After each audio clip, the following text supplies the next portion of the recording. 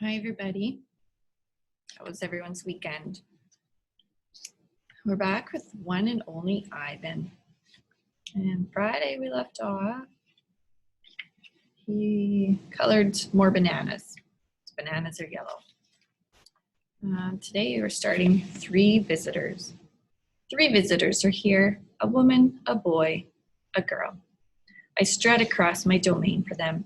I dangle from my tire swing. I eat 3 banana peels in a row. The boy spits at my window. The girl throws a handful of pebbles. Sometimes I'm glad the glass is here. After the show, the spit pebble children come back. I display my impressive teeth. I splash in my filthy pool. I grunt and hoot. I eat and eat and eat some more. The children pound their pathetic chests. They toss more pebbles. Slimy chimps, I mutter. I throw a me ball at them. Sometimes I wish the glass were not there. Sorry. I'm sorry I called those children slimy chimps. My mother would be ashamed of me. Julia. Like the spit pebble children, Julia is a child, but that, after all, is not her fault. While her father George cleans them all each night, Julia sits by my domain.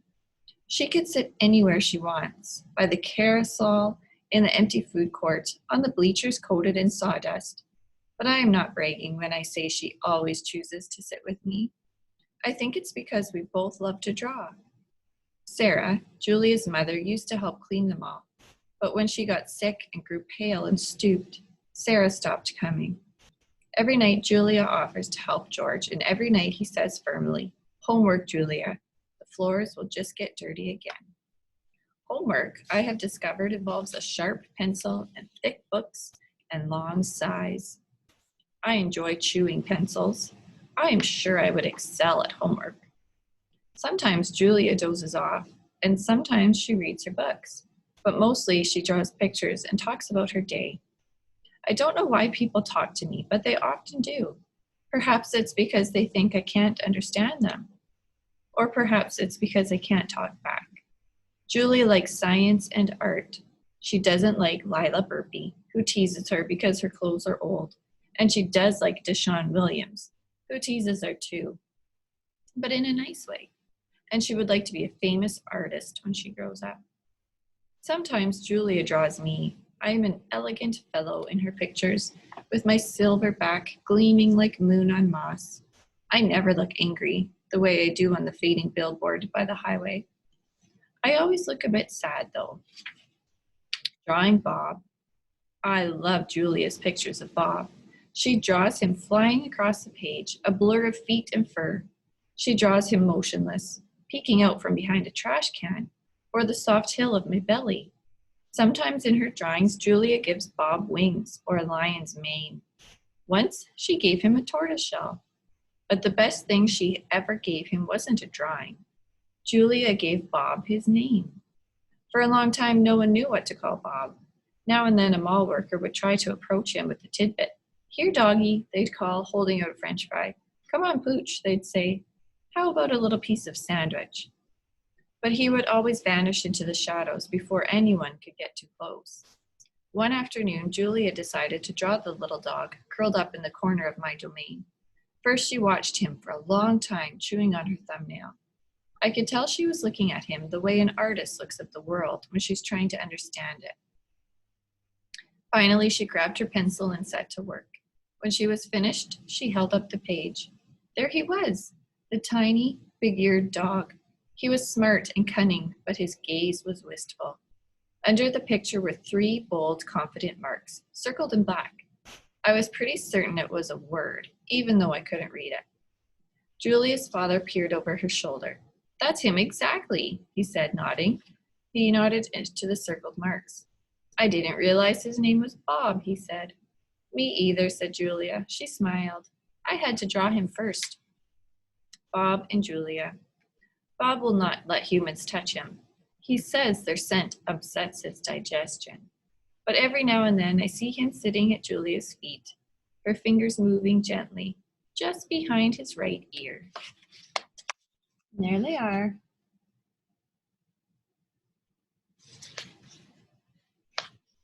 Mac, Usually Mac leaves after the last show, but tonight he's in his office working late.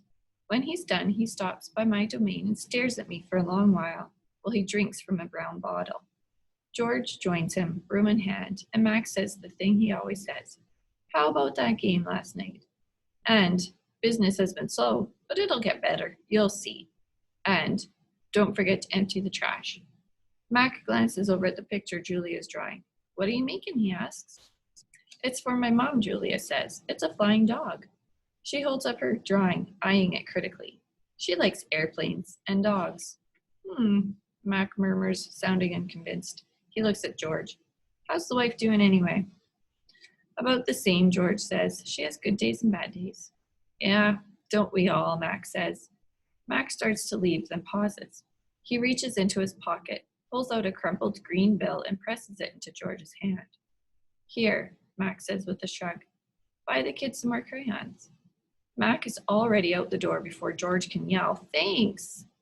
Not sleepy. Stella, I say, after Julia and her father go home. I can't sleep.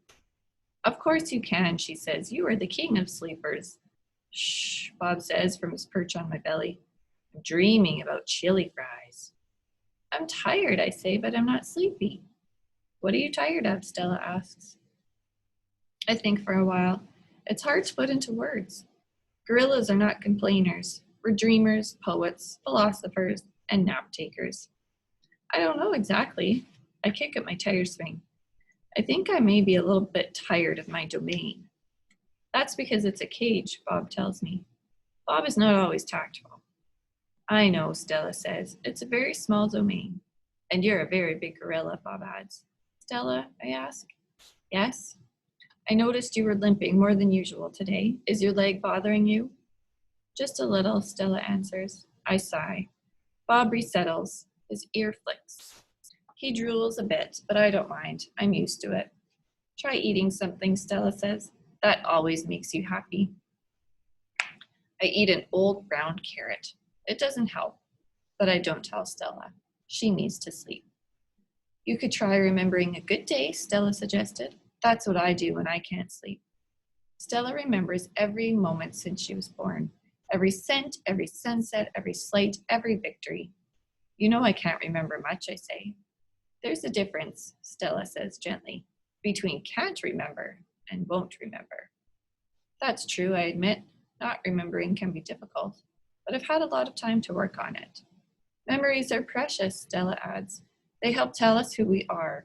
Try remembering all your keepers. You always liked Carl, the one with the harmonica. Carl, yes, I remember how he gave me a coconut when I was still a juvenile. It took me all day to open it. I try to recall other keepers I've known, the humans who cleaned my domain and prepared my food and sometimes kept me company. There was Juan, who poured Pepsis into my waiting mouth, and Katrina, who used to poke me with a broom when I was sleeping, and Ellen, who sang, How much is that monkey in the window? With a sad smile while she scrubbed my water bowl. And there was Gerald, who once brought me a box of fat, sweet strawberries. Gerald was my favorite keeper. I haven't had a real keeper in a long time. Max says he doesn't have the money to pay for an ape babysitter. These days, George cleans my cage and Mac is the one who feeds me. When I think about all the people who have taken care of me, mostly it's Mac I recall, day in and day out, year after year after year. Mac, who bought me and raised me and says I'm no longer cute. As if a silverback could ever be cute. Moonlight falls on the frozen carousel, on the silent popcorn stand, on the stall of leather belts that smell like long-gone cows. The heavy work of Stella's breathing sounds like the wind in trees, and I wait for sleep to find me. And that's it for today. Come back for tomorrow for some more. Bye.